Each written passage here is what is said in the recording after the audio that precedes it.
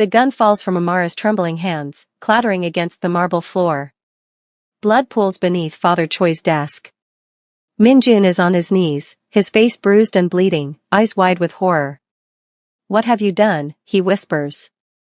Father Choi slumps in his leather chair, clutching his shoulder. His cold eyes burn with rage as he reaches for his own weapon. "You stupid girl," he hisses. "You think one bullet changes anything?" Amara's voice shakes. "It changes everything." Minjun lunges forward. "Father, don't." The office door bursts open. Armed men flood in. Shouting. Chaos. Minjun throws himself over Amara as bullets tear through the air. Welcome back to Afro-Korean Love Tales besties. Kindly hit the like and subscribe button as it will be of encouragement to me. Rain hammered against the windows of the tiny apartment. Amara sat on the floor, braiding her little sister's hair while humming softly. Her brother, Kofi, sprawled on the couch doing homework by lamplight. "Amara, when is Dad coming back?" her sister, Nia, asked. Amara's hands paused. 2 weeks since the funeral. 2 weeks since their father vanished without explanation, leaving only a note, "I'm sorry. Stay together. Soon, baby. Soon." A sharp knock at the door made them all freeze. It was past midnight. "Stay here," Amara whispered, standing slowly. She opened the door a crack. 3 large men in expensive black suits stood in the hallway, rain dripping from their shoulders. The one in front smiled, but his eyes were dead. "We're looking for James Mensah. He's not here." The man's smile widened. "Then we'll wait inside." He shoved the door open, sending Amara stumbling backward. The men pushed past her into the apartment. Kofi jumped up, placing himself in front of Nia. "Get out!" Amara shouted. "You have no right." The lead man pulled out a thick envelope and threw it at her feet. Paper scattered across the floor. "Your father owes our organization 500 million won. He disappeared. That makes this debt yours now." Amara's legs nearly gave out. 500 million won. Nearly $400,000. That's impossible. There must be a mistake. No mistake. He nodded to his men. They began tearing through the apartment. Drawers yanked open, contents dumped onto the floor. Her mother's photos trampled. The small TV thrown against the wall. "Stop. Please." Amara begged. One of the men grabbed Nia's arm. The little girl screamed. Something snapped inside Amara. She grabbed a kitchen knife and lunged at the man holding her sister. "Let her go." The lead man caught her wrist effortlessly, twisting until the knife clattered to the floor. His grip was iron. "You've got spirit. Good. You'll need it." He released her wrist and pulled out his phone, speaking rapidly in Korean. Amara understood enough to catch the words, "Girl, desperate, bring her in." "What do you want?" she asked, voice breaking. "Your father's debt transfers to you. You work for us until it's paid. All of it. And if I refuse?" He glanced at Nia and Kofi huddled together on the couch. "Then your siblings learn what happens to people who refuse us." The choice was no choice at all. "Take me," Amara said. "But leave them alone. They're children." "Smart girl." He gestured to the door. "Let's go." The black sedan pulled up to a gleaming high-rise in Gangnam. Amara had cleaned offices in this neighborhood once, buildings so expensive she couldn't imagine who lived in them. Now she was being dragged into one. The elevator climbed silently to the 42nd floor. Her heart pounded against her ribs. The doors opened onto an office that looked like something from a magazine. Floor-to-ceiling windows overlooked Seoul's glittering skyline. Everything was black marble and chrome, cold and perfect. Behind an enormous desk sat a man in his 60s, silver hair slicked back, wearing a suit that probably cost an entire year's rent. His face was carved stone, polished as broken glass. "So," he said in perfect English, "you're James Mensah's daughter. Where's my father? If I knew that, you would." He leaned back in his chair.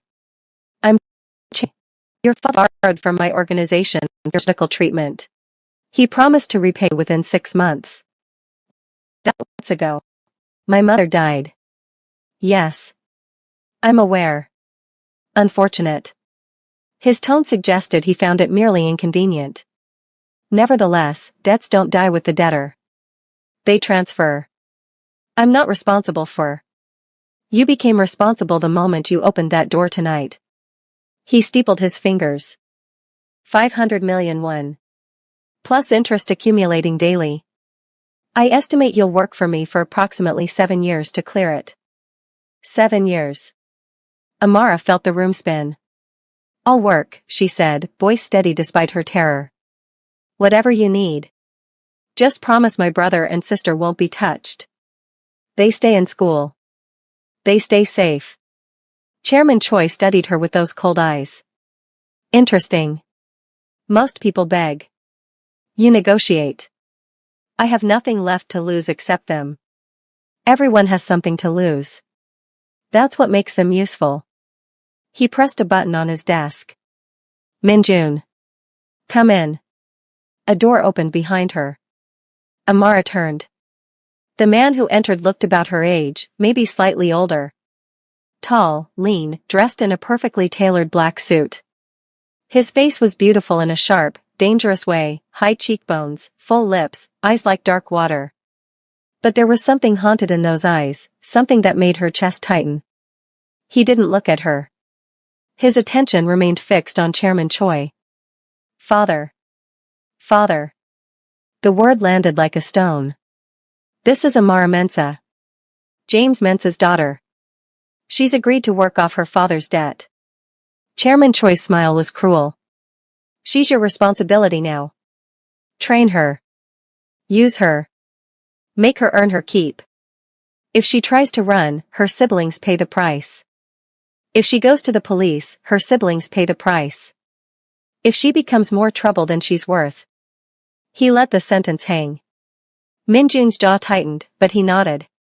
Understood. Good. Take her to the restaurant. She starts tomorrow morning. I am. For the first time, Minjun looked directly at Amara. His eyes met hers, and for a moment, just a moment, she thought she saw something flicker there. Sympathy? Regret? Then it was gone, replaced by ice. Follow me, he said. They stood in silence as the numbers descended. Amara's mind raced. 7 years. She'd be 31. Nia would be 16. Kofi 19. If they even survived that long. Your father, Minjun said suddenly, his voice quiet. Did he tell you anything before he left? No. Just a note saying he was sorry. Minjun's expression darkened. He should be. You know where he is, don't you? If I did, you wouldn't be here. The elevator doors opened onto the underground parking garage. Minjun led her to a sleek black car, some expensive model she didn't recognize. As he started the engine, she found her voice. What kind of work will I be doing? Restaurant service. Cleaning. Whatever needs doing. That's it? He glanced at her, and again that flicker of something human crossed his face. That's enough. Don't ask questions. Don't cause problems. Do what you're told, and maybe you'll survive this. And if I don't? Then you won't. They drove through Seoul's rain-slicked streets in silence.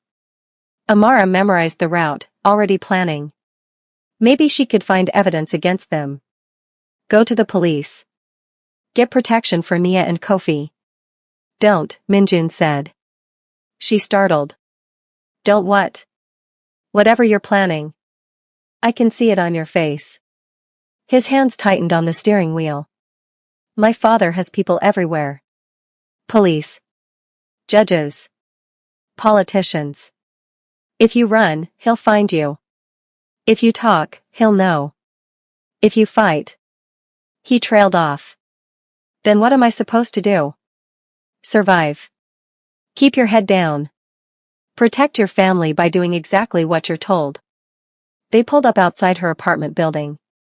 Amara reached for the door handle, then stopped.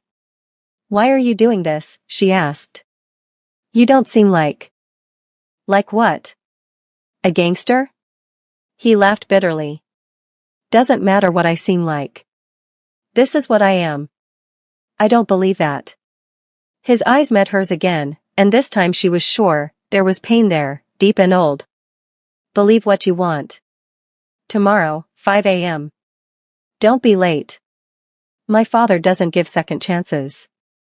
Amara stepped out into the rain. As the car pulled away, she looked up at her apartment window where Nia and Kofi's shadows moved behind the curtains. 7 years, she thought. I can survive 7 years.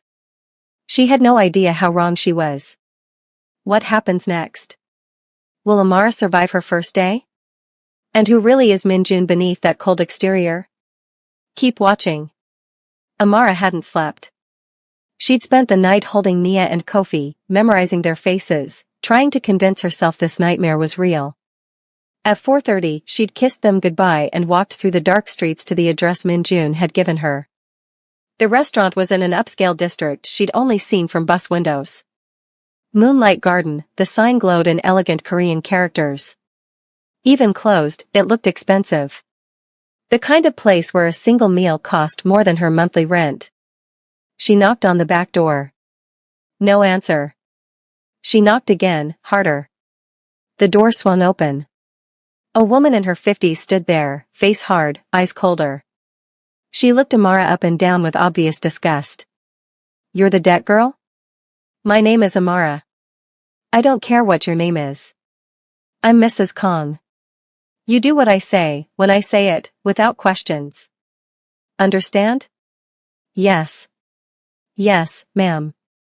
Amara swallowed her pride. Yes, ma'am. Mrs. Kong thrust a uniform into her arms, black pants, white shirt, black apron. Change. You have 5 minutes. You're already wasting my time. The bathroom was tiny and cold. Amara changed quickly, catching her reflection in the mirror. Dark circles under her eyes. Her mother's face staring back at her. I'm sorry, Mama, she thought. I'm so sorry. When she emerged, Mrs. Kong was waiting with a mop and bucket. Floors first. Every inch. I'll inspect when you're done. If I find a single spot, you do it again. For the next 3 hours, Amara scrubbed. Her back screamed. Her hands blistered. The restaurant was massive, dining room, private rooms, kitchen, bathrooms. By the time she finished, the sun was rising. Mrs. Kong inspected with a white cloth, running it along baseboards, under tables. She held it up, a tiny smudge of dirt. Again. But Again. Amara started over. This time, another woman arrived, young, pretty, wearing the same uniform. She glanced at Amara but didn't speak, fear evident in her eyes. At 9 a.m., the kitchen staff arrived. Chefs, sous chefs, prep cooks. They moved around Amara like she was invisible. When she accidentally bumped into one carrying vegetables, he shoved her hard. Watch it, debt slave. The words cut deeper than the push. Was that what she was now? A slave? By noon, Amara hadn't eaten or rested. Mrs. Kong had her polishing silverware, hundreds of pieces. Her hand shook with exhaustion. Then she heard it. A voice that made her spine straighten. Where is she? Minjun. Mrs. Kong appeared instantly, bowing. Young master. She's in the back. He walked past the kitchen into the storage area where Amara sat surrounded by silverware. He wore a different suit today, charcoal gray, but his expression was the same. Unreadable. How is she doing? He asked Mrs. Kong. Slow. Clumsy. I've had to correct her multiple times. Amara's jaw clenched. She'd been working nonstop for 7 hours. Minjun nodded slowly, then turned to Mrs. Kong. When did she eat last? She hasn't. Get her food. Now. But young master, your father said. Now. Mrs. Kong scurried away. Minjun looked down at Amara, his face carefully blank. Show me your hands. I'm fine. I didn't ask if you were fine. Show me. She held up her hands. The blisters had burst, leaving raw, bleeding skin. Something flickered across his face, anger? But not at her. Can you continue? Do I have a choice? No. But I'm asking anyway. Amara met his eyes. Then yes. I can continue. A muscle worked in his jaw. You get a 30-minute break. Eat. Rest. Then help with prep for tonight's service. Tonight? We have a private event. Very important guests. You'll serve. I don't know how to. You'll learn. Fast. He turned to leave, then paused. And Amara? Tonight, don't speak unless spoken to. Don't make eye contact. Don't react to anything you see or hear. No matter what. Your life might depend on it. Terror crawled up her spine. What kind of restaurant is this? He looked back at her, and for a moment, his mask slipped. She saw exhaustion there. Resignation. Something that looked almost like guilt. The kind where people like me pretend to be civilized while we destroy everything we touch. Then he was gone. The restaurant had transformed. Dim lighting, candles on every table, soft traditional music playing. But the atmosphere felt wrong. Too quiet. Too tense. Amara wore a traditional Korean hanbok, deep blue silk that Mrs. Kong had practically thrown at her. She'd never worn one before and had no idea if she was wearing it correctly. The other servers gathered for final instructions. 6 women, all Korean, all watching Amara with hostile eyes. Tonight's guests are very important, Mrs. Kong said. Serve from the left. Pour with 2 hands. Bow when spoken to. Do. Not. Mess. Up. The doors opened. Men filed in, maybe 20 of them. All in expensive suits. All with that same dangerous energy she'd felt from Chairman Choi. These weren't businessmen. Or maybe they were, but not the legal kind. Min-jun entered last with his father. Chairman Choi surveyed the room like a king inspecting his domain. Gentlemen, he said in Korean. Welcome. Tonight, we celebrate new partnerships and profitable futures. The men took their seats at a large central table. Amara and the other servers brought out the first course, small, elegant dishes she couldn't name. She tried to remember everything. Serve from the left. 2 hands. Don't speak. As she poured water for one man, his hand suddenly shot out, grabbing her wrist. What's this? He asked in Korean, laughing. Since when do you hire foreigners, Chairman Choi? The room went silent. Chairman Choi smiled. She's temporary help. Her father owed me money. She's working off the debt. African, yes? Another man leaned closer, examining Amara like livestock. She understands Korean? Every instinct screamed at her to pull away, to defend herself. But she remembered Min-jun's words. Don't react. She kept her eyes down, face neutral. I asked you a question, girl. The man's grip tightened. Do you understand Korean? Before she could respond, Min-jun's voice cut through the tension. She understands enough to do her job. That's all that matters. He appeared beside her, his presence commanding. Let her work. We have business to discuss. The man released her wrist, laughing. Of course, young master. Forgive me. I was simply curious. The dinner continued. Amara's hands trembled as she served course after course, but she didn't drop anything. Didn't speak. Didn't react when the men discussed things that made her blood run cold, shipments, territories, people who needed to disappear. This wasn't a restaurant. It was a front. These weren't businessmen. They were criminals. And Min-jun. She watched him throughout the evening. He sat beside his father, face carved from stone, participating in conversations about violence and corruption without flinching. This was his world. He'd been born into it. Around midnight, most of the guests had left. Only a few remained, drinking expensive whiskey in a private room. Amara was cleaning the main dining area when she heard raised voices. She shouldn't look. She should mind her own business. But curiosity pulled her closer to the private room's screen door. Through the gap, she saw Min-jun and his father standing face to face, tension crackling between them. "You embarrassed me tonight," Chairman Choi said, voice low and dangerous. "I prevented a scene. You defended a debt slave in front of our associates. It makes you look weak. It makes me look like I can control my assets without outside interference." Chairman Choi's hand shot out, slapping Min-jun across the face. The sound cracked through the air. Amara gasped before she could stop herself. Both men's heads whipped toward the door. She froze. "Come in," Chairman Choi commanded. Her legs moved on autopilot. She slid the door open and stepped inside, bowing deeply. "I'm sorry. I didn't mean to." "You were eavesdropping." "No, sir. I was just cleaning." "Did you hear our conversation?" The truthful answer would get her killed. The lie might too. Min-jun spoke first. She doesn't understand Korean well enough to follow complex conversations. "Isn't that right, Amara?" His eyes met hers, sending a clear message, "Agree with me."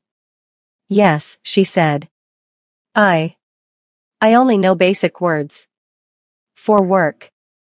Chairman Choi studied her for a long moment. Then he smiled, that cold, predatory smile.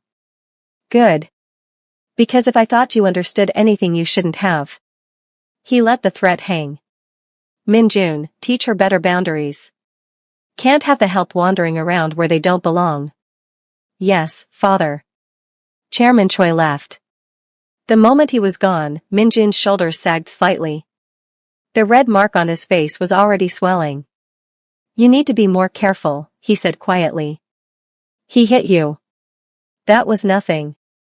"Nothing?" Amara." His voice was sharp. "This is my life.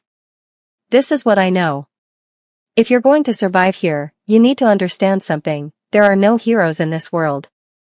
Only survivors and the dead. Choose which one you want to be." She stared at him, this beautiful, broken man who'd just been struck by his own father and acted like it was normal. "What about you?" she asked. "Which one are you?" He looked away. "I'm still figuring that out." Finally, mercifully, the work was done. Amara could barely stand. Min-jun waited by his car as the other staff left. "Come on. I'll drive you home." She was too exhausted to argue. In the car, silence stretched between them. "Thank you," she finally said. "For earlier. With your father and those men." "Don't thank me. I'm not protecting you. I'm protecting my father's investment." But his voice lacked conviction. They pulled up to her building. Amara reached for the door, then stopped.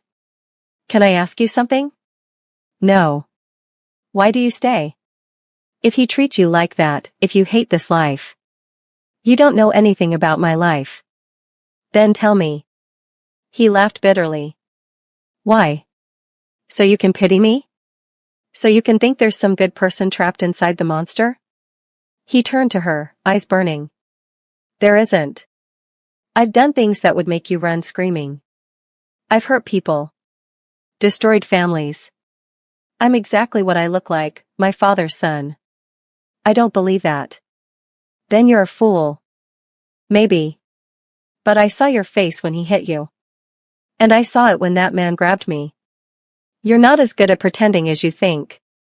For a moment, something raw and vulnerable crossed his expression. Then the mask slammed back down. "Go inside, Amara. Get some sleep. Tomorrow will be worse." She climbed out of the car. As she walked away, she heard him say something so quietly she almost missed it. "I'm sorry." She turned back, but he was already driving away, disappearing into Seoul's neon-lit darkness. Amara is learning the dark truth about her new world. But as she and Min-jun are forced together, something dangerous is beginning to grow between them. Something that could destroy them both, the connection between Amara and Minjun is growing dangerous. But in Chairman Choi's world, feelings are weaknesses. And weaknesses get people killed. Amara had learned to survive. Wake at 4 a.m. Work until past midnight. Sleep in 3-hour bursts. Her hands had calluses now instead of blisters. Her Korean had improved from necessity, she understood far more than she let on. She'd also learned the restaurant's real purpose. During the day, it served legitimate customers. But 3 nights a week, the private rooms hosted meetings where money changed hands, deals were made, and people's fates were decided over expensive liquor. Minjun was always there. Always watching. Sometimes he'd appear in the kitchen with instructions. Table 4 needs more attention or stay away from the man in the gray suit. She began to understand these weren't random orders. He was protecting her in the only ways he could. But they didn't speak beyond what was necessary. He'd erected walls between them, and she told herself she was grateful. Getting close to him was dangerous in ways that had nothing to do with his father's organization. Then everything changed on a Wednesday night. The restaurant was closed. Amara was in the storage room, counting inventory like Mrs. Kong had taught her. The quiet was almost peaceful after the chaos of service. The back door crashed open. A man stumbled in, drunk, maybe high, wild-eyed and angry. Amara recognized him from previous dinners. Park something. He ran gambling operations. Where is everyone? He slurred in Korean. The restaurant is closed, sir. Everyone has gone home. He squinted at her, then smiled in a way that made her skin crawl. The African girl. I remember you. He moved closer, unsteady but purposeful. You know, I've been thinking about you. Wondering if Chairman Choi would share his assets. Amara backed toward the wall. I need to finish inventory. Please leave. Why? We're alone. No one needs to know. His hand shot out, grabbing her arm. Chairman Choi owes me money. Maybe you could help settle his debt the way you're settling your father's. She tried to pull away. Let go of me. Don't play innocent. You think I don't know what girls like you are good for? His other hand reached for her face. Amara's self-defense instincts kicked in, she'd grown up in rough neighborhoods, knew how to fight. Her knee drove up hard into his groin. He doubled over with a howl of pain and rage. You bitch. His fist came at her face. She dodged, but he was faster than she expected. His hand caught her throat, slamming her back against the metal shelving. Her head cracked against the edge. Pain exploded through her skull. I'll teach you some respect. Suddenly, he was flying backward. 1 second he was choking her, the next he was on the floor, and Minjun was standing over him, fury transforming his usually controlled features into something terrifying. Don't move. Minjun's voice was arctic. Park tried to get up. Minjun's foot pressed down on his chest, holding him in place. Young master, I was just. Just what? Assaulting someone under my protection? She's a debt slave. She's nothing. Minjun's fist connected with Park's face with a sickening crunch. Blood sprayed. He hit him again. And again. The controlled, ice-cold Minjun vanished, replaced by someone unleashing weeks, maybe years, of pent-up rage. Minjun, stop. Amara found her voice. You'll kill him. He landed one more brutal punch before stepping back, breathing hard. Park lay motionless, face a bloody mess. Minjun turned to her, and she saw it, the violence in him, the darkness he'd warned her about. She should be terrified. But all she felt was safe. Are you hurt? His voice was rough. I'm fine. My head. He was beside her instantly, gentle hands examining where she'd hit the shelf. His fingers came away with blood. You're not fine. His jaw clenched. Can you walk? Yes, but. Come with me. He grabbed Park by the collar, dragging him to the back alley like garbage, then returned for Amara. His hand on her arm was surprisingly tender as he led her upstairs to an apartment above the restaurant, his apartment, she realized. It was sparse. Expensive furniture but almost no personal items. Like someone who didn't really live there, just existed. Sit. He pointed to the couch, then disappeared into the bathroom. Amara sat, heart still racing. Her head throbbed. She touched the spot, definitely bleeding, but not badly. Minjun returned with a first aid kit. He sat beside her, closer than he'd ever been, and began cleaning the wound.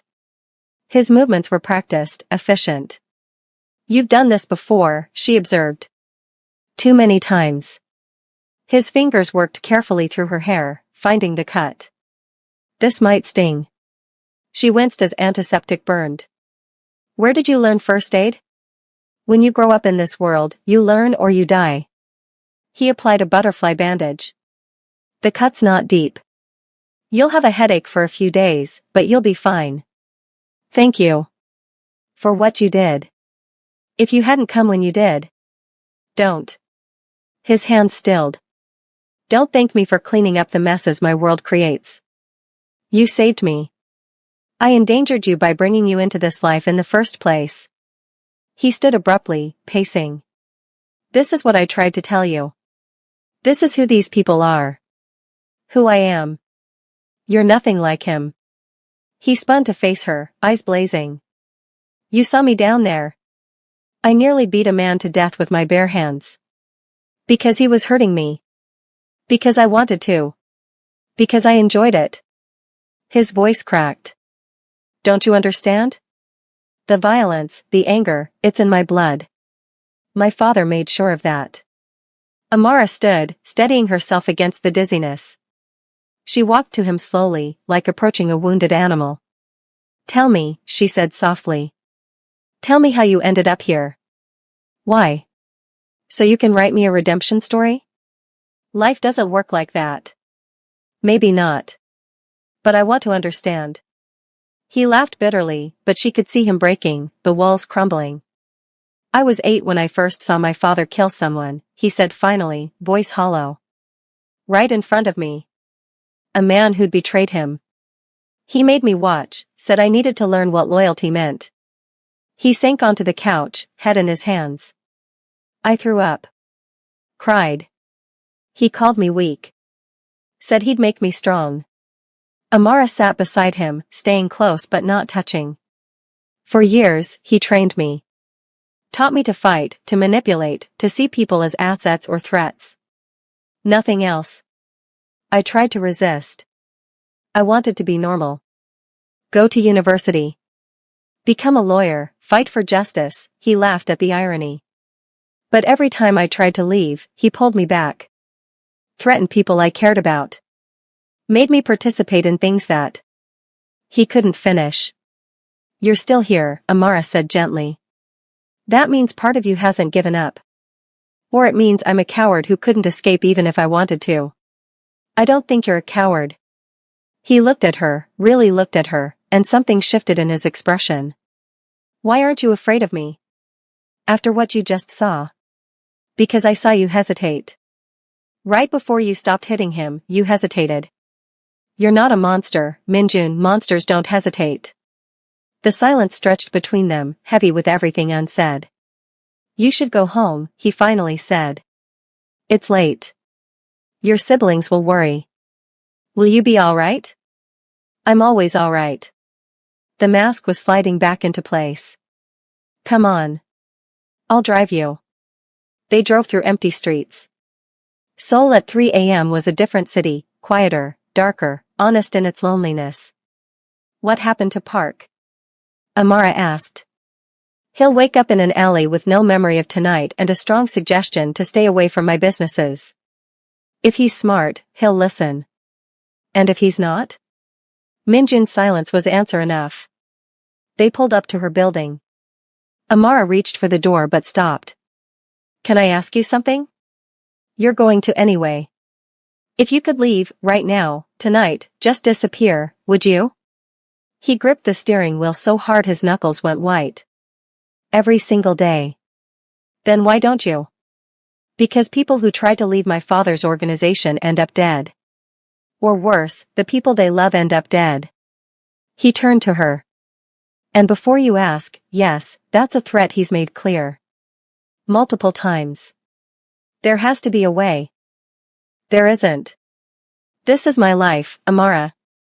I accepted that a long time ago. You should accept it too. But his eyes said something different. His eyes said help me. She reached out, hesitated, then placed her hand over his on the steering wheel. He stiffened but didn't pull away. I don't accept it, she said. And I don't think you do either. For a long moment, they stayed like that. Then Minjun gently pulled his hand away. Go inside. Lock your doors. Don't answer for anyone but me. Why? Because Park has friends. And they might not be as understanding as I was. Fear spiked through her. Minjun. I'll handle it. Just be careful. Promise me. I promise. She climbed out but leaned back through the window. You know, where I'm from, we have a saying, the darkest hour is just before dawn. Maybe your dawn is coming. He smiled, sad and small. In my world, there is no dawn. Just darker shades of night. As she walked toward her building, she heard him call out. Amara? She turned. I'm glad you're okay. Before she could respond, he drove away. Nia and Kofi were asleep, sprawled on the small couch together. Amara covered them with a blanket, kissed their foreheads, and finally allowed herself to break down. Silent tears fell as she replayed the night. The attack. Minjun's rage. His confession. The desperate loneliness in his eyes that mirrored her own. She was falling for him. Somehow, impossibly, in the middle of this nightmare, she was falling for the man who held her chains. This would destroy her. She knew it. But some part of her didn't care. Amara arrived at the restaurant to find Mrs. Kong furious. You're late. I'm sorry, Young master wants to see you. His office. Now. Her stomach dropped. Had something happened with Park? Had Chairman Choi found out? She climbed the stairs to Minjun's office, a small room she'd never entered. She knocked. Come in. He sat behind a desk covered in paperwork, looking exhausted. But when he saw her, something softened in his expression. Close the door. She did, nerves jumping. I have something for you. He pulled out an envelope, slid it across the desk. Inside was cash. A lot of it. More than she'd make in months. What is this? Payment for last night. The trauma. Park's actions reflected poorly on this organization. Consider it compensation.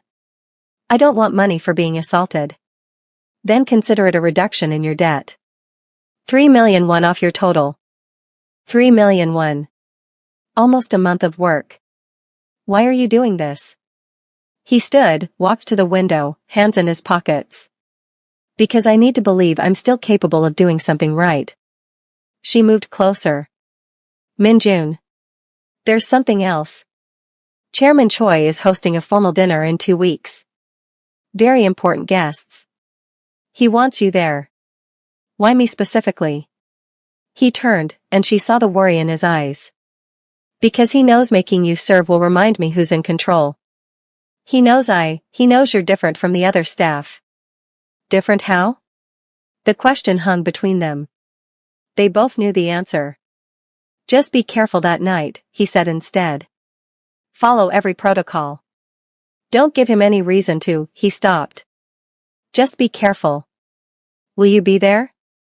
Of course. Then I'll be fine. The certainty in her voice made something crack in his expression. He crossed the room until he stood inches from her, so close she could see the flecks of gold in his dark eyes. You shouldn't trust me to protect you, he said quietly. But I do. Amara. A sharp knock at the door made them both jump apart.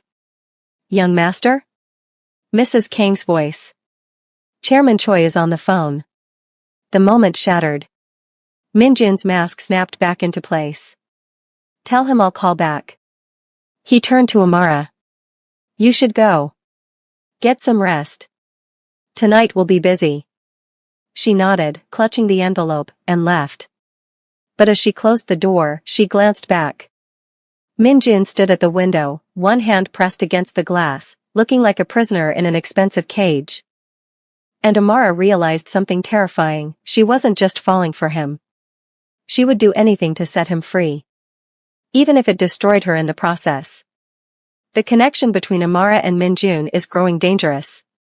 But in Chairman Choi's world, feelings are weaknesses. And weaknesses get people killed. Amara stood in front of the mirror, barely recognizing herself. The hanbok she wore tonight was exquisite, deep crimson silk with gold embroidery, far more elaborate than anything she'd worn before. Mrs. Kong had arranged her hair in an elegant updo, her makeup subtle but perfect. "You look like a doll," Nia had said that morning, eyes wide. "A princess." But Amara felt like a sacrifice being prepared for slaughter. The other servers gathered in the kitchen, all wearing similar formal hanboks. But the tension was different tonight. Even Mrs. Kong seemed nervous. "Listen carefully," she said, voice tight. "Tonight's guests are the most important people in Chairman Choi's network. Politicians. Judges. Business leaders. One mistake, just one, and it's not just you who suffers. Understand?" They all nodded. "Good. And you," she pointed at Amara. "Stay in the background. Serve only when called. Do not draw attention to yourself." "Why is she even here?" one of the other servers whispered loudly. "She'll embarrass us." "Because Chairman Choi ordered it," Mrs. Kong snapped. "Now get in position." The restaurant had been transformed into something from a historical drama. Traditional decorations, candles everywhere, low tables with silk cushions.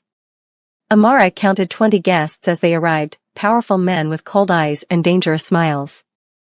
A few women too, dripping in jewelry, calculating gazes assessing everything. Chairman Choi stood at the head of the room, playing the gracious host. And beside him, Minjun, looking devastating in a traditional Korean suit, face carved from ice. But when his eyes found Amara across the room, she saw the flicker of concern before he looked away. The dinner began. Course after course of elaborate dishes. Amara stayed in the background like instructed, only approaching when beckoned. She was careful, every movement precise, every bow exact. Then she heard her name. "The African girl, bring her here." Chairman Choi's voice. Her blood turned to ice. She approached the head table, bowing deeply. "Yes, Chairman? Our guests are curious about you." His smile was poisonous. "They've never seen someone like you serving in such an establishment. Tell them, how does an African girl end up in a place like this?" Every eye in the room fixed on her. She felt like an exhibit in a zoo. "My father owed a debt," she said carefully in Korean. "I'm working to repay it." "How admirable. Loyalty to family." Chairman Choi's tone was mocking. "And tell me, how do you find our Korean culture? So different from your own, I imagine." The question was a trap. Any answer could be twisted. "I find it beautiful," she said simply. The dedication to respect and tradition. One of the guests, a politician she recognized from news broadcasts, laughed. "She speaks Korean well." "Chairman Choi, you train your workers thoroughly." "I believe in quality," Chairman Choi replied. "In all things." Another guest leaned forward, leering. "Is she for sale? I could use someone, exotic, in my household." The room erupted in laughter. Amara's nails dug into her palms. She kept her face neutral, but inside, she was screaming. "Unfortunately, no," Chairman Choi said. "She belongs to the organization until her debt is paid." "Isn't that right, my dear?" "Yes, Chairman." However, his eyes glittered dangerously. "Perhaps we could arrange a temporary loan. For the right price." More laughter. Amara wanted to run, to scream, to fight. But she stood there, frozen, reminded exactly what she was to these people. "Nothing. That won't be necessary, father." Minjun's voice cut through the noise like a blade. The laughter died. She's needed here, he continued, tone casual but with an edge of steel. Our service tonight requires all available staff. I'm sure our guests understand the importance of maintaining quality. Chairman Choi's smile tightened. Of course. How considerate of you, son. Always thinking of efficiency. The moment passed, but the threat lingered in the air.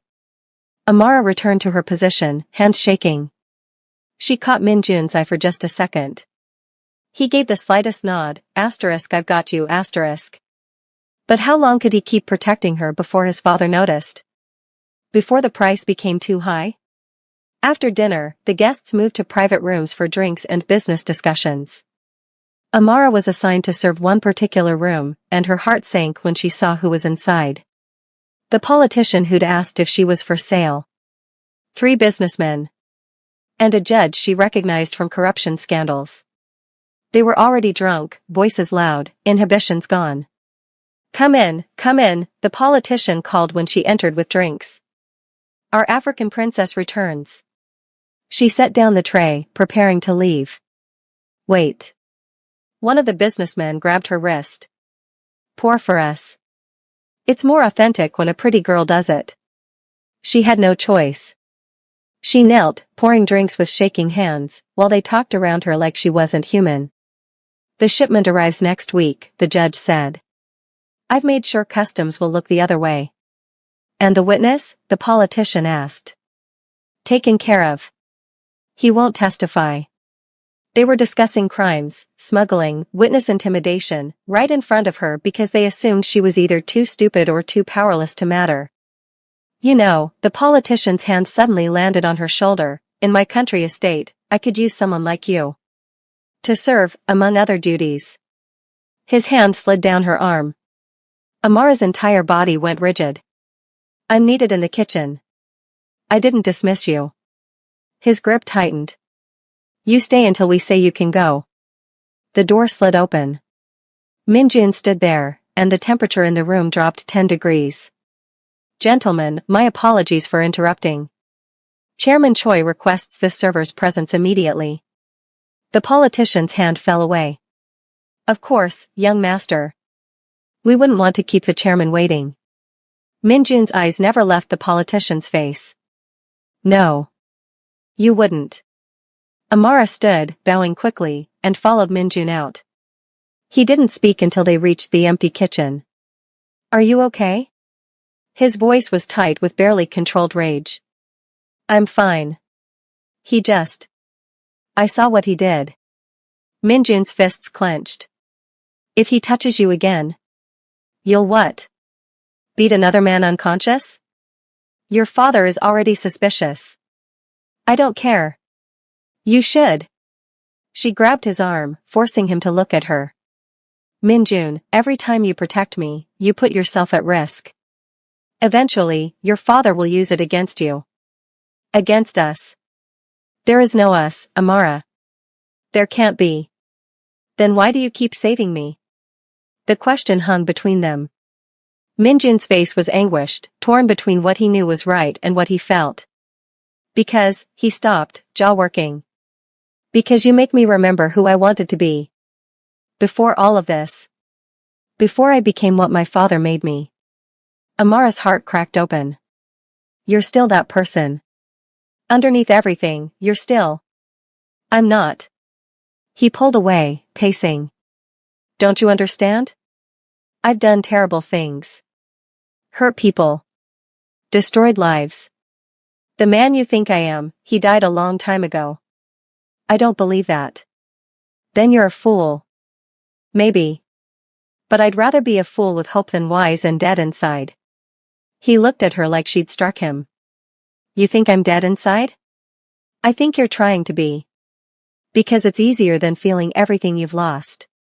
Silence stretched between them, thick with truth neither wanted to acknowledge. You should stay away from me, Min Jun finally said, voice rough. For your own safety. What if I don't want to? Then you're going to get hurt. And I won't be able to save you. I'm not asking you to save me. I'm asking you to. She stopped, unsure what she was asking for. Minjun stepped closer, so close she could feel the warmth radiating from him. His hand came up, hovering near her face but not quite touching. "Don't," he whispered. "Don't look at me like that." "Like what?" "Like I'm worth saving." "You are."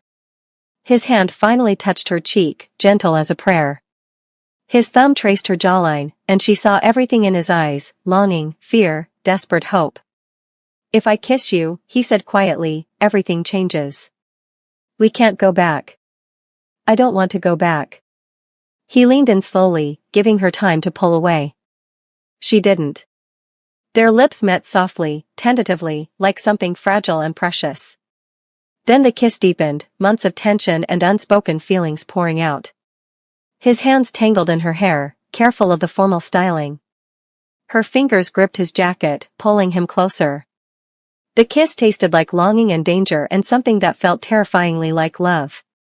When they finally broke apart, both breathing hard, Minjun rested his forehead against hers. "We're going to regret this," he murmured. "Probably. My father will find out." "I know. He'll use you against me." "Let him try." Minjun pulled back, cupping her face with both hands. "You're the bravest person I've ever met. And the most reckless.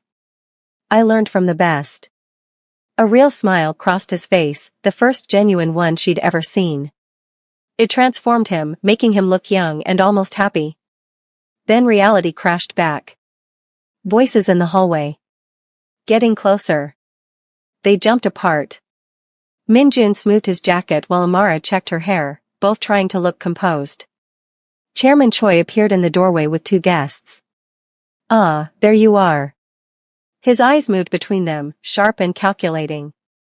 "Is everything all right?" "Fine, father. I was just giving her instructions for the next course." "How thorough of you." Chairman Choi's smile didn't reach his eyes. "Though I wonder why such instructions require a closed door." The threat was clear. "The kitchen was too noisy," Minjun said smoothly. "I needed to ensure she understood correctly." "I see." Chairman Choi turned to Amara. "Well, don't let us keep you from your duties." She bowed and left, feeling his eyes boring into her back. The dinner finally ended. Exhausted servers cleaned while guests stumbled to waiting cars. Amara scrubbed dishes mechanically, her mind replaying that kiss over and over. Everything had changed. Just like Minjun said. Mrs. Kong appeared beside her. "Young master wants to see you." "His car." Her heart jumped. "Now?" "Yes, now." "Don't keep him waiting." Outside, Minjun leaned against his car, cigarette in hand. She'd never seen him smoke before. "You smoke?" "Only when I'm stressed." He dropped it, crushing it under his shoe. "Get in." They drove in silence through empty streets. But this silence felt different, charged with everything unspoken. "My father suspects," Minjun finally said. "I know. He's going to test you." "Test us." "It won't be pleasant." "I can handle it." He glanced at her. "Can you?" "Because what he does to people who defy him," he stopped. "I've seen it, Amara. I don't want that for you." "Then what do you want?" "The impossible. I want you safe. I want my father's empire destroyed. I want a life that doesn't involve blood and fear." He laughed bitterly. "I want things I can never have." "What if you could?" "What?" She turned to face him fully. "What if there was a way to escape? To take him down and get out?" "There isn't." "But if there was, would you take it?" He pulled over abruptly, turning to her with desperate intensity. "Are you asking what I think you're asking?" "I'm asking if you're ready to fight for a different life." "Because I am. I'm tired of being powerless. Tired of watching you suffer. Tired of pretending we're not." She stopped. "Not what?" "Not falling in love." The words hung in the air between them, terrifying and true. Minjun's hand found hers, gripping tight. "If we do this, if we go against my father, there's no safety net. We either win completely or we die." I know. You could lose your siblings. Your life. Everything. I could lose you. That's worse. He pulled her close, kissing her fiercely, desperately. When they broke apart, his eyes blazed with something she'd never seen before. Hope. Then we do this together, he said. We take him down. We get out. We survive. Together? Together. They kissed again, sealing a pact that would either free them or destroy them both. Outside the car, Seoul glittered with lights, beautiful and dangerous, just like the path they'd chosen. Amara and Minjun have crossed the point of no return. But Chairman Choi is already watching, and his vengeance will be swift and brutal. The real war is just beginning. Amara had barely seen Minjun since their confession. He'd sent brief messages, * stay alert. Don't trust anyone. I'm working on something, *, but no details. The restaurant felt different now, like everyone was watching her. Especially Mrs. Kong, whose cold stares had turned openly hostile. She was cleaning tables after lunch service when her phone buzzed. An unknown number. * Your father is alive. He's working for the Jade Dragon Triad. They're planning to move against Chairman Choi next week. Meet me at Hongang Park, East Entrance, 6 p.m. Come alone. MJ*. Her hands shook. Her father. Alive. Working for a rival gang. The betrayal cut deeper than any physical wound. He'd abandoned them, let them believe he might be dead, while she sold herself into servitude to pay his debts. And all along, he was alive, working for Chairman Choi's enemies. She wanted to scream. To cry. To find him and demand answers. Instead, she finished her shift and headed to the park. The Han River stretched before her, reflecting the evening sky. Joggers passed by, couples walked hand in hand, children played. Normal life. The kind she used to have. Minjun appeared from behind a tree, wearing casual clothes, jeans and a jacket. He looked different outside his suits. Younger. Almost vulnerable. You came alone? Like you asked. She crossed her arms. Is it true? About my father? Sit. This is going to take a while. They found a bench away from crowds. Minjun pulled out a folder, handing it to her. For the past week, I've been investigating. Your father didn't just borrow money from my father, he was a courier for us. Moving cash between operations. 3 months before your mother died, he started skimming. Small amounts at first, then larger. Amara's stomach churned as she looked at the documents. Bank transfers. Surveillance photos of her father meeting with unknown men. My father found out, Minjun continued. Gave him a choice, repay double or die. Your father panicked. Went to the Jade Dragons, offered them information about our operations in exchange for protection. But they wanted more. They wanted him to set up his own family as collateral, as a way to infiltrate our organization. He sold us. The words tasted like ash. His own children. Yes. The debt was real, but it was a trap. The Jade Dragons thought my father would kill you to send a message. When he didn't, when you offered to work it off, it complicated their plan. But they've been watching, waiting for an opportunity. An opportunity for what? Minjun's face darkened. To use you against me. Against my father. They know about us, Amara. They've been surveilling the restaurant. They have photos of us together. And they're going to leak them to my father if we don't do what they want. Terror and rage roared inside her. What do they want? They want me to help them destroy my father's organization from the inside. Give them access to accounts, shipment routes, everything. In exchange, they'll clear your debt and let us disappear. And if we refuse? They send the photos to my father. He kills you to prove a point. Probably kills me too for the betrayal. Then he goes to war with the Jade Dragons anyway, and hundreds die in the crossfire. Amara stood, pacing. So we're trapped. Either we help them and become traitors, or we refuse and die. There's a third option. She turned. Minjun stood, pulling out another folder. For months, I've been collecting evidence against my father. Every illegal transaction, every bribe, every murder he's ordered. I was waiting for the right moment, but this forces our hand. He handed her the folder. We give this to the prosecutors. My father gets arrested, his organization collapses, and in the chaos, we disappear. The Jade Dragons lose their leverage because there's nothing left to fight over. Amara flipped through the documents. It was everything: bank statements, recorded conversations, photographs of crimes. It was enough to put Chairman Choi away for life. This is incredible. How did you? I've been planning this for 2 years. Long before you arrived. I was just too afraid to pull the trigger. He looked at her with raw honesty. Then you walked into my life, and suddenly I had something worth being brave for. Her heart clenched. Minjun. But there's a catch. Once we do this, we can't go back. My father has allies everywhere: police, judges, politicians. Even in prison, he'll have reach. We'll be looking over our shoulders for the rest of our lives. What about my siblings? I've arranged for them to be moved to a safe house today. New identities, new school, protection until this is over. They'll be safe. Amara's eyes filled with tears. You did all this for them? For me? I'd do anything for you. He stepped closer, cupping her face. But you need to understand what you're agreeing to.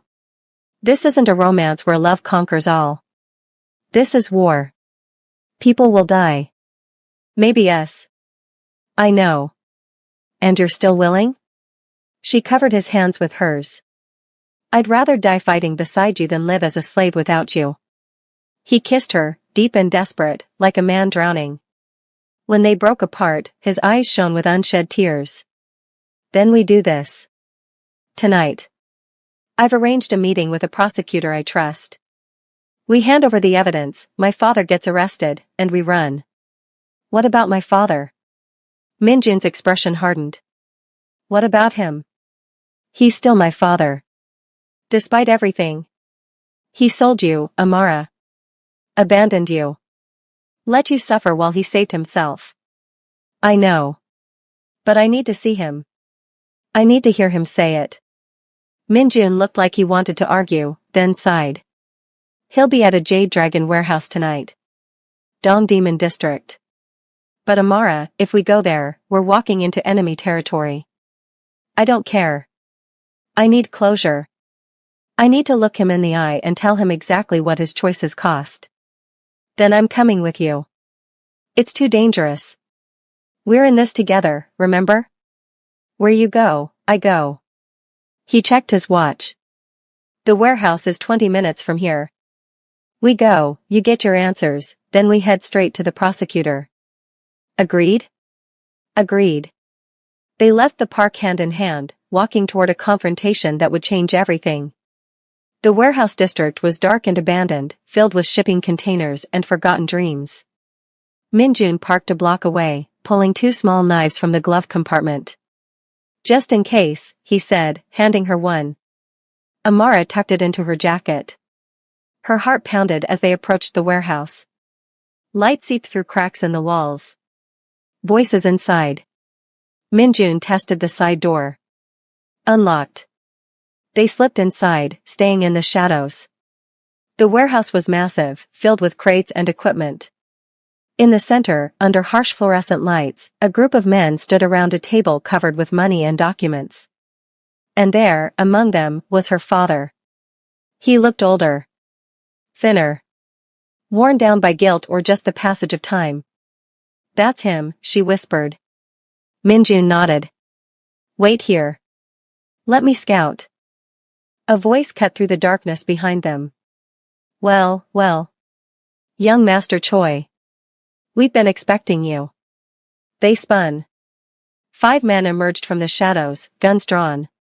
They'd walked straight into an ambush. The leader, a scarred man in his 40s, smiled coldly. The Jade Dragons send their regards. Drop your weapons. Minjun's knife clattered to the floor. Amara hesitated, then did the same. Move. The men herded them toward the center of the warehouse. Her father looked up as they approached. When he saw Amara, all color drained from his face. Amara? What are you? You shouldn't be here. Funny, she said, voice dripping with venom. That's exactly what I was thinking about you. For the past 3 months. The scarred leader laughed. Touching reunion. James, is this the daughter you sold to Chairman Choi? She's prettier than I expected. I can see why young master here is so taken with her. Her father stepped forward. You promised she wouldn't be involved in this. Plans change. Especially when opportunity presents itself. He circled Minjun and Amara like a predator. Here's what's going to happen.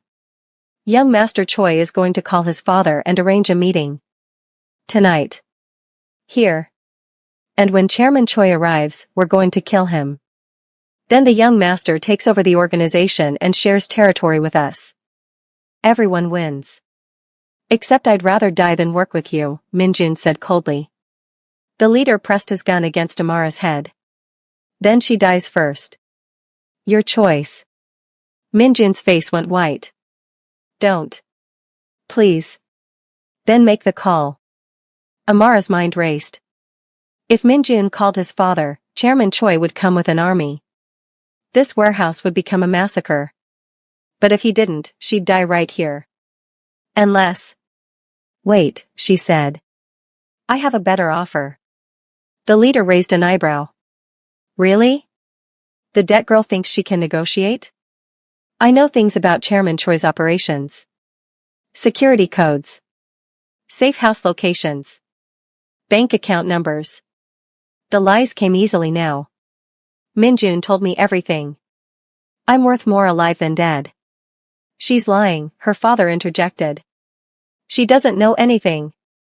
Shut up, James. The leader studied Amara. You're bluffing. Am I? Try me. Ask me anything about the organization. Minjun caught on to her play. Don't tell them anything, Amara. Why not? Your father never cared about me.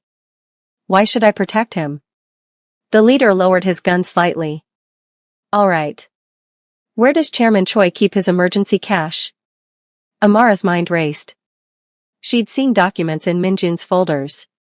3 locations. One in Itaewon, a penthouse registered under a shell company. Another in Busan, a shipping warehouse. The third is a safety deposit box in Hong Kong, bank account ending in 7734. The leader's eyes widened. How do you? I told you. I know everything. And if you kill me, you lose all of it. Silence. The leader considered, then smiled. Smart girl. James, your daughter has more spine than you do. He gestured to his men. Tie them up. We'll verify her information. If she's telling the truth, maybe we can use her. If not. He shrugged. As rough hands bound their wrists, Amara caught Minjun's eye. He gave the slightest nod. Trust me, his eyes said. They were dragged to chairs, tied tightly. The jade dragons gathered around the table, discussing plans in low voices. Her father stood apart, looking broken.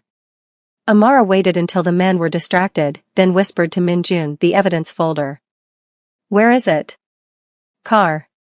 Glove compartment. We need to get it to the prosecutor. Even if we don't make it out. We're making it out. Minjun. We're making it out, he repeated fiercely. I didn't fall in love with you just to lose you now. Before she could respond, her father approached, kneeling in front of her. Amara, I'm so sorry. Tears streamed down his face. I never wanted this. I was trying to protect you. By abandoning us? By letting us think you were dead? I had no choice. The Jade Dragons said if I didn't cooperate, they'd kill you all. I thought if I disappeared, if I made it look like I was gone, you'd be safe. Instead, you left us with your debt. Your mess. Your betrayal. I know. I know, and I'll never forgive myself. But please, believe me, I never stopped thinking about you. About Nia and Kofi. Every day, I wanted to come back. But you didn't. Because they were watching. Always watching. He glanced at the jade dragons. And now you're here because of me. This is all my fault. Yes, Amara said coldly. It is. He flinched like she'd struck him. I understand if you hate me. But please, let me help you now. Let me finally do something right. How? He leaned closer, whispering. There's a back exit. Behind those crates. I can create a distraction, give you and Minjun time to run. They'll kill you. I'm already dead. Have been since the moment I betrayed you. He touched her face gently. Let me give you this. Let me give you your freedom.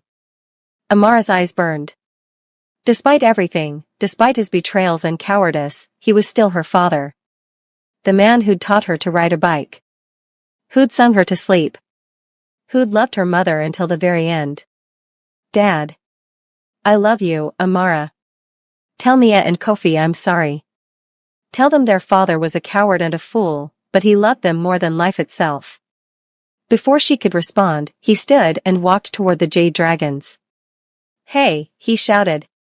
I need to talk to you about the deal. The leader turned, annoyed. What now, James? I want immunity for my children. Complete protection. In writing. We already discussed. Then discuss it again. His voice rose, drawing all attention to him. Behind the jade dragons, Amara saw him glance at her one last time, a look of profound love and infinite sadness. Then chaos erupted. Her father grabbed a gun from the nearest man, firing wildly. The jade dragons dove for cover, shouting, returning fire. In the confusion, Minjun somehow slipped his bonds, the knife she'd dropped earlier, hidden in his sleeve. Go, he shouted, cutting her free. My father is giving us a chance. Don't waste it. He grabbed her hand, pulling her toward the crates. Behind them, gunfire exploded. Her father's voice rose above it all, screaming, defiant, finally brave. They ran through the maze of crates, bullets whizzing past. Minjun kicked open the back door. Fresh air, darkness, freedom. The car. Amara gasped. They sprinted down the alley. Behind them, the warehouse erupted in flames. Someone had hit something explosive. The night sky lit up orange and red. They reached the car, Minjun fumbling with keys. The engine roared to life. As they sped away, Amara looked back. The warehouse was an inferno now. And somewhere inside, her father burned, a final act of redemption for a lifetime of mistakes. Tears streamed down her face. Minjun reached over, squeezing her hand. I'm sorry, he said. He saved us. Yes. He did. They drove in silence, leaving the flames behind. Amara's phone buzzed. A message from an unknown number, * your siblings are safe. The prosecutor is waiting. Hurry *. It's not over, Minjun said. My father will find out about tonight. About us. We have maybe an hour before his men come looking. Then we don't waste it. Amara wiped her tears, hardening her resolve. We end this. Tonight. Minjun nodded, pressing the accelerator. The city blurred past them as they raced toward their final confrontation with Chairman Choi. Amara's father made the ultimate sacrifice, but the war isn't over. Chairman Choi is still out there, and his vengeance will be swift. The final battle is coming, and not everyone will survive. The building was dark except for one lit window on the 3rd floor. Minjun parked in the shadows, grabbing the evidence folder from the glove compartment. Prosecutor Kim is the only one in my father's network I couldn't buy or intimidate, he said. She's been trying to build a case against him for years. This will give her everything she needs. They climbed the stairs quietly. The hallway was empty, their footsteps echoing. Minjun knocked on office door 304. A woman in her 50s opened it, sharp eyes, gray hair pulled back, the exhausted look of someone who'd fought too many losing battles. You're late, she said. I heard about the fire in Dongdaemun. That was you? Not exactly, Minjun replied. Can we come in? She stepped aside. The office was cluttered with files and law books. A cold cup of coffee sat on her desk beside a photo of her with 2 young children. You have children, Amara observed. Had. They were killed in a car accident 5 years ago. Prosecutor Kim's voice was flat. Except it wasn't an accident. Chairman Choi ordered it because I was getting too close to one of his operations. He wanted to send a message. She looked at Minjun. Your father murdered my babies. So yes, I'll help you destroy him. Show me what you have. Minjun spread the documents across her desk. Bank records, shipping manifests, recorded conversations, photographs of murders. Years of crimes laid bare. Prosecutor Kim's hands trembled as she reviewed each piece. This is everything. With this, I can get arrest warrants for him and 30 key members of his organization. We could dismantle the entire network. How long? Minjun asked. I can have warrants issued by morning.